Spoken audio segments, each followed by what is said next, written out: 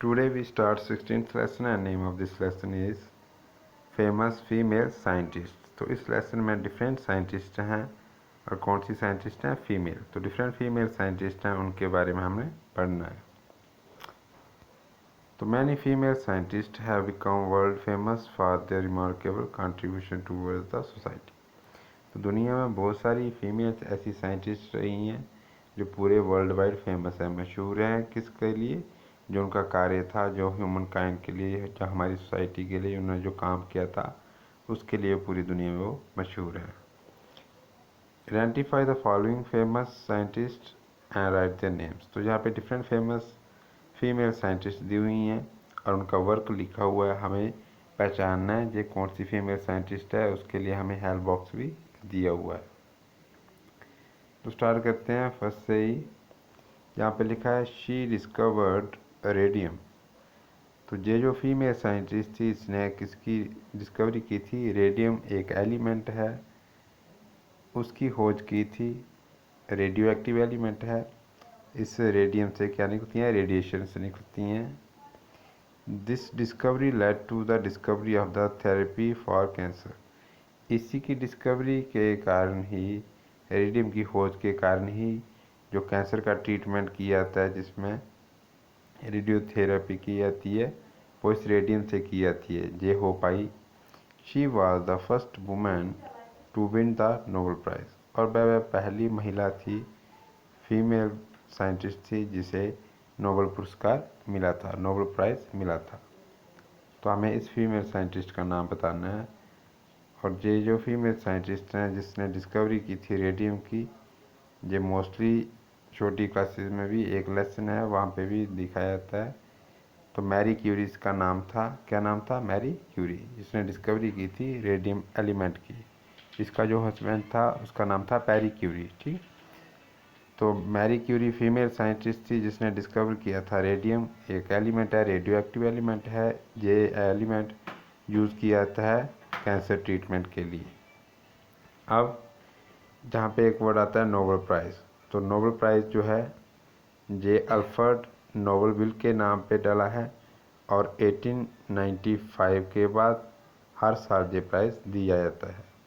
पहले ये 5 अलग अलग फील्ड में दिए जाते थे, जिसमें आपका नाम आता है फर्स्ट फिजिक्स, केमिस्ट्री, मेडिसिन या फिजियोलॉजी, फिर था लिटरेचर और पीस के लिए, या फिर ऐसा काम जो इंसान के या मानवता के लिए सबसे ज़्यादा बेनिफिशियल हो, उस फील्ड में ये दिया था। तो 5 डिफरेंट फील्ड थी जिसमें ये नोबेल प्राइज़ दिया था। लेकिन 1969 के बाद ये प्राइज़ इकोनॉमिक्स में भी दिया जाने लगा। तो अब ये डिफरेंट 6 फील्ड्स हैं जिसमें नोबेल प्राइज़ दिया जाता है। और नोबेल प्राइज़ डिफरेंट जो ग्लोबल नोबेल कमेटीज़ हैं या फाउंडेशंस हैं, उनके द्वारा दिया जाता है। ठीक है। तो नोबेल प्राइज़ फर्स्ट टाइम किस फीमेल को मिला था? ये नाम आता है मैरी क्यूरी। इंडिया का फर्स्ट जो रिसीविंग था नोबेल प्राइज़ विनर, वो नाम था श्री रविंद्रनाथ टैगोर जी, जिनको लिटरेचर में मिला था। ठीक है। और फर्स्ट टाइम फिजिक्स में किसने जीता था?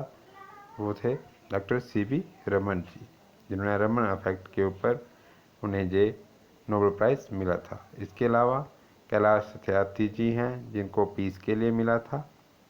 और इकोनॉमिक्स में श्री अमर्त्य सेन, उनको इकोनॉमिक्स में नोबेल प्राइज़ मिला है। तो ये डिफरेंट पर्सन थे जो इंडिया से हैं, जिनको नोबेल प्राइज़ विनर हैं।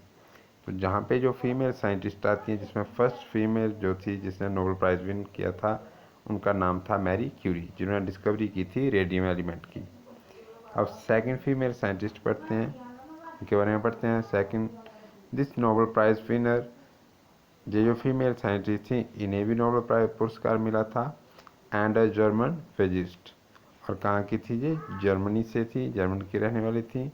Is known for proposing and the shell structure of the atomic nucleus. तो इन्होंने क्या डिस्कवरी की थी कि एक एटम है, कोई भी एलिमेंट, जैसे हाइड्रोजन हो गई, हीलियम हो गई, या डिफरेंट एलिमेंट्स होते हैं, इन एलिमेंट्स का क्या होता है, एक एटॉमिक स्ट्रक्चर होता है। तो उस एटॉमिक स्ट्रक्चर में डिफरेंट जो शेल होते हैं जिसमें K, L, M जिसमें अरेंजमेंट होता है इलेक्ट्रॉन का, वो इन्होंने प्रपोज किया था, वो इन्होंने बताया था कि इस तरह से एटॉमिक न्यूक्लियस का स्ट्रक्चर हो सकता है डिफरेंट शेल्स में। तो ये बताया गया था इस फीमेल साइंटिस्ट के द्वारा, और इसके लिए इन्हें नोबेल पुरस्कार भी मिला था, नोबेल प्राइज़ भी दिया गया था।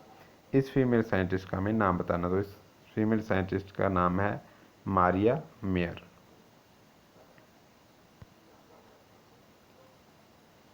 मारिया मेयर, और ये जर्मनी की रहने वाली थी। थर्ड नंबर पे जो साइंटिस्ट आते हैं, शी इज़ एन इन्वायरमेंटलिस्ट। ये कौन थी? इन्वायरमेंटलिस्ट थी, पर्यावरण के लिए काम करती थी, नेचर के लिए। Who made the society aware of the effect of DDT, जिन्होंने सोसाइटी को अवेयर किया था, बताया था, जानकारी दी थी कि क्या नुकसान है DDT के ऑन क्रॉप्स एंड वाटर। तो DDT 1940 के समय जो इंसेक्टिसाइड तैयार किया गया था, किसके लिए? मलेरिया को ख़त्म करने के लिए, या फिर मॉस्किटो को मारने के लिए, या फिर और भी कोई इंसेक्ट जो थे स्मॉल, जिसके कारण बहुत सारी बीमारियां फैलती थी, उनको मारने के लिए, मच्छरों को मारने के लिए, या डिफरेंट इंसेक्ट्स जिसके कारण इंसानों में बहुत सारी बीमारियां फैलती थी, उनको मारने के लिए ये इंसेक्टिसाइड तैयार किया गया था, जिसका नाम था DDT। ऐसे इसका नाम क्या होता है? Dichlorodiphenyl trichloroethane. ये जो इंसेक्टिसाइड तैयार किया गया था, इससे ये बिल्कुल मार दिए जाते थे और ये बीमारियां रुक जाती थी, ठीक है, मलेरिया वगैरह। लेकिन इसका इफेक्ट भी था, क्योंकि ये जब इसके बाद जब ये यूज़ करने लगे कहाँ पे? फील्ड्स में भी। जो पैथोजेंस होते हैं, जो डिफरेंट डिफरेंट कीड़े मकोड़े होते हैं, पेस्ट जो होते हैं फील्ड में, खेतों में, उनको मारने के लिए भी DDT का प्रयोग करने लगे, जिसके कारण ये DDT उस फील्ड की जो ज़मीन थी वहाँ पे रह जाती थी। बाद में वहीं से जब बारिश वगैरह होती थी तो ये जो पानी बह के कहाँ चला जाता, बह के रिवर्स में चला जाता है, जिसके कारण वहाँ पे जो डिफरेंट फिशेज थी या एक्वेटिक एनिमल्स थे, वो भी इसे खा लेते थे, जिसके कारण उनके ऊपर अफेक्ट आता था। मेन ये इसका जो नुकसान था, वो डिफरेंट जो एनिमल्स थे या वर्ड्स वगैरह थे जो एग लेइंग थे, इस DDT के कारण वो उनकी बॉडी का जो कैल्शियम, जो एग के ऊपर कैल्शियम की लेयर होती थी, वो नहीं आ पाती थी, जिसके कारण जो फर्टिलिटी होती थी या एग डेवलपर नहीं हो पाता था। इसलिए इसके कारण जो होगी स्केर्सिटी ऑफ डिफरेंट वर्ड्स की हो गई थी या एक्वेटिक एनिमल्स की हो गई थी। इसके बारे में इन्होंने अवेयर किया था कि इस DDT का बहुत ज़्यादा नुकसान है फसलों के ऊपर और पानी के ऊपर भी, और बहुत सारे पक्षियों के लिए भी। तो इस फीमेल साइंटिस्ट का हमें नाम बताना है। इसके बाद ये DDT बैंड है, बहुत सारी कंट्रीज़ अभी भी इसकी यूज़ करते हैं, लेकिन बहुत सारे देशों ने इस इंसेक्टिसाइड को बैन किया हुआ है, इसका अब इस्तेमाल नहीं किया जा सकता। लेकिन आज तक इसके जैसी इफ़ेक्टिव कोई भी इंसेक्टिसाइड तैयार नहीं किया कर पाए हैं, जिसके कारण जैसे ये मलेरिया हो गया या डेंगू वगैरह, ये जो मच्छर होते हैं, इनको कम्प्लीटली डिस्ट्रॉय कर पाए। लेकिन इसके बहुत ज़्यादा नुकसान थे, इसलिए इसको बैन कर दिया गया था। तो इस फीमेल साइंटिस्ट का नाम था रेचल कार्सन।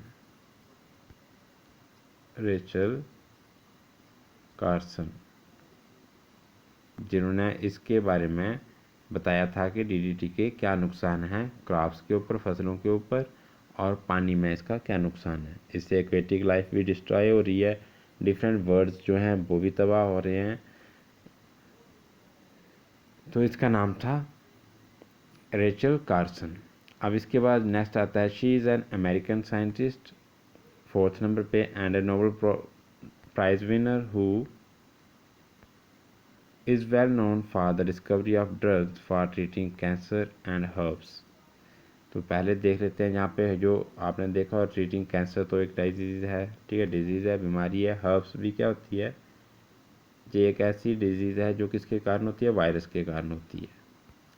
और जैसे हमारी बॉडी में क्या हो जाता है, बहुत सारी डिफरेंट बॉडी पार्ट्स में क्या होता है, दाग वगैरह हो जाते हैं, ठीक है। इसी तरह से ये भी डिफरेंट हमारे जो बॉडी पार्ट्स होते हैं, जिसमें जनरली जो माउथ होता है वहाँ पे जे डेवलप हो जाता है, और एक इससे वायरल डिजीज़ है, वायरस से होती है।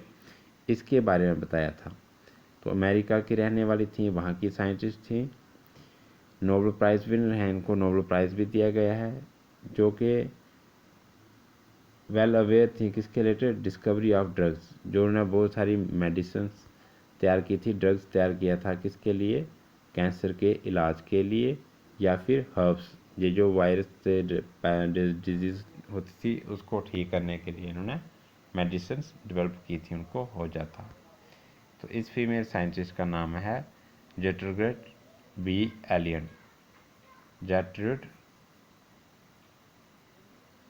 बी एलियन, जिन्होंने डिस्कवरी की थी ड्रग्स की for the treatment of cancer and herbs. Herbs भी क्या है, एक वायरस से होने वाली डिजीज़ है। अब 5th नंबर पे वो कहते हैं she is a Canadian scientist, तो कनाडा की साइंटिस्ट हैं, who invented the Bliss symbol printer, जिन्होंने ब्लिस सिंबल प्रिंटर डेवलप किया था, उसको बनाया था, that enables differently abled people to communicate. तो इस तरह का प्रिंटर था जिसके द्वारा डिफरेंट सिंबल्स को तैयार किया तथा प्रिंट किया जाता था, उसके कारण जो डिफरेंट एबल्ड पीपल होते हैं, जिनको दिखाई नहीं देता है या सुनाई नहीं देता है, वो लोग भी इस प्रिंटर से जो चीज़ लिख दी जाती थी या जो सिंबल से तैयार किया जाता था उसको यूज़ करके वो आपस में बात कर सकते थे या समझ सकते थे क्या हो रहा है, क्या कहा जा रहा है, किसके लिए बोला जा रहा है, वो इस चीज़ से पहचान सकते थे। तो ये डिफरेंट सिंबल्स थे जिनका अलग अलग सिंबल्स का अलग अलग मीनिंग था। तो ये प्रिंटर डेवलप किया था जिसका नाम था ब्लिस सिंबल प्रिंटर, और इस फीमेल साइंटिस्ट का नाम था रैचल जिमरमैन, रैचल जिमरमैन, जो कि कनाडा की साइंटिस्ट थी, जिन्होंने क्या इन्वेंट किया था, ब्लिस सिंबल प्रिंटर, जो डिफरेंट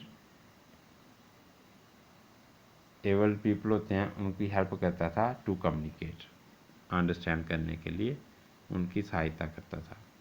नेक्स्ट 6th नंबर पे आता है बात, she is a British scientist, Britain की साइंटिस्ट हैं, well known for discovering the helical structure of DNA. तो इन्होंने डीएनए का स्ट्रक्चर बनाया था, ऐसे भी उसका डबल स्ट्रक्चर होता है। इसके अलावा ये जो स्ट्रक्चर था ये प्रपोज किया था, ये बताया था वाटसन और ब्रिक ने, इन्होंने ये इन्वेंट किया था, लेकिन डीएनए का स्ट्रक्चर सेपरेटली इनके द्वारा भी बनाया गया था। बाद में जब ब्रिक और वाटसन ने देखा तो ये सेम स्ट्रक्चर तैयार किया गया था इस फीमेल साइंटिस्ट के द्वारा। उन्हें दोनों ब्रिक और वाटसन को उसके लिए डीएनए के स्ट्रक्चर को डेवलप करने के लिए नोबेल प्राइज़ दिया गया था, लेकिन इन्हें मरणोपरांत मिला था, पास्टमसली मिला था। इसके अलावा इन्हें डबल नोबेल प्राइज़ मिला था, दूसरी बार इनको वायरस का स्ट्रक्चर बताने के लिए भी इन्हें नोबेल पुरस्कार मिला था। तो 2 टाइम विनर है नोबेल प्राइज ये। She is a British scientist well known for discovering the helical structure of DNA. तो डीएनए का जो स्ट्रक्चर है डबल स्ट्रैंड, ठीक है, इस तरह की इसके डिफरेंट स्ट्रक्चर होते हैं। ये जर्नी स्ट्रक्चर आपका 10th क्लास में आ जाता है, 10th क्लास में आप पढ़ोगे। तो वो बताया था she also discover the structure of various viruses. तो बहुत से वायरस होते हैं, उनका स्ट्रक्चर किस तरह की शेप होती है ये भी इन्होंने बताया था। इसके लिए इन्हें 2 टाइम, फर्स्ट टाइम इन्हें डीएनए के स्ट्रक्चर के लिए मिला था और सेकंड टाइम इन्हें वायरस का स्ट्रक्चर डेवलप करने के लिए नोबेल प्राइज़ मिला था। इस फीमेल साइंटिस्ट का नाम है रोजालिंड फ्रैंकलिन। तो आज हमने 6 फीमेल साइंटिस्ट के बारे में पढ़ा है, जिसमें फर्स्ट फीमेल साइंटिस्ट का नाम आता है मैरी क्यूरी, जिन्होंने डेवलप किया था, डिस्कवर किया था रेडियम एलिमेंट। ये एक रेडियो एक्टिव एलिमेंट है जो यूज़ किया जाता है for the treatment of cancer के लिए, और पहली महिला थी जिसे नोबेल प्राइज़ मिला था साइंस में। सेकंड आता है फिज़िक्स में मिला था इनको, ठीक है। साइंस में कौन सी फील्ड थी, फिज़िक्स। तो सेकंड फीमेल साइंटिस्ट जो नोबेल प्राइज़ विनर हैं, जर्मनी की रहने वाली थी, जिन्होंने एटॉमिक स्ट्रक्चर जो था उसमें जो शेल डेवलप किए जाते हैं, जो शेल में एलिमेंट एग्जिस्ट करते हैं, जिन्होंने फर्स्ट टाइम आइडिया दिया था कि स्ट्रक्चर जो है एटम का, उसमें डिफरेंट जो इलेक्ट्रॉन है वो लाई करती हैं शेल में। तो शेल का कंसेप्ट दिया था। इस फीमेल साइंटिस्ट का नाम था मारिया मेयर। थर्ड नंबर पे आता है एनवायरमेंटलिस्ट थी पर्यावरण के लिए काम करती थी, जिन्होंने सोसाइटी को, वहाँ की जो सोसाइटी थी, उन्होंने बताया कि DDT जो जो हम यूज़ कर रहे हैं इंसेक्ट्स को मारने के लिए, जिसमें मच्छर आ गए या और डिफरेंट इंसेक्ट्स जिसके कारण इंसानों में बहुत सारी बीमारियाँ होती हैं, इसमें DDT का यूज़ तो आप कर रहे हैं लेकिन इसका बहुत ज़्यादा इफेक्ट है किसके ऊपर, क्रॉप्स के ऊपर और वाटर के ऊपर, क्योंकि ये डिग्रेड नहीं होता था। DDT जो यूज़ किया जाता था ये बड़े समय तक पानी में और ज़मीन के ऊपर रहता था, इसलिए इसका नुकसान बहुत ज़्यादा था। उसके बाद ये बैन कर दिया गया अब बहुत से देशों में। तो DDT का इफेक्ट के बारे में बताया था। इस फीमेल साइंटिस्ट का नाम है रेचल कार्सन। ठीक है, रेचल कार्सन। 4th नंबर पे आता है, अमेरिका की साइंटिस्ट हैं, नोबेल प्राइज़ विनर हैं, जिन्होंने वो सारे ड्रग्स बनाए थे for the treatment of cancer, cancer के इलाज के लिए, या फिर हर्ब्स क्या है कि वायरस से होने वाली बीमारी है। 5th नंबर पे आता है, कैनेडियन साइंटिस्ट हैं, जिन्होंने तैयार किया था, इन्वेंट किया था विद सिंबल प्रिंटर। ये प्रिंटर डिफरेंट सिंबल्स प्रिंट करता है किसी शीट के ऊपर, जिसके कारण बहुत से लोग जो हैंडीकैप हों या डिफरेंट एबल ना हों, जिनको दिखाई ना दे, सुनाई ना दे, वो इस सिंबल्स को यूज़ करके आपस में कम्युनिकेट कर सकते हैं, एक दूसरे की बात को समझ सकते हैं। तो इस फीमेल साइंटिस्ट का नाम था रेचल जिमरमैन, रेचल जिमरमैन। अब 6th नंबर पे आता है, ब्रिटिश की रहने वाली साइंटिस्ट थी, जिन्होंने हेलिकल स्ट्रक्चर जो है DNA का वो बताया था। She also discover the structure of various viruses. तो बहुत से वायरस जो थे उनका स्ट्रक्चर भी उन्होंने दिया था, बनाया था, प्रूव किया था। इसके लिए इन्हें डबल टाइम नोबेल प्राइज़ मिला है और इस फीमेल साइंटिस्ट का नाम था रोसलिन फ्रैंकलिन। तो आपको क्वेश्चंस पेपर में इनके जो डिफरेंट जहाँ पे जो बोल्ड लेटर किए गए हैं इनको आपने ध्यान में रखना है, इसी के रिलेटेड आपको क्वेश्चंस आएंगे। अगर आपको डायरेक्ट क्वेश्चन पूछा है तो आपने आंसर लिख देना है। और मैच द कॉलम दिया था तो एक साइड जैसे लिख दिया होगा डिस्कवरी ऑफ रेडियम, तो आपने मैच कर देना इस फीमेल साइंटिस्ट के साथ। तो एक साइड आपको नाम दिए होंगे, एक साइड इन्होंने क्या वर्किंग की हुई है वो दिया होगा, तो आपने मैच करना है। उस तरह से आपको पूछ सकते हैं।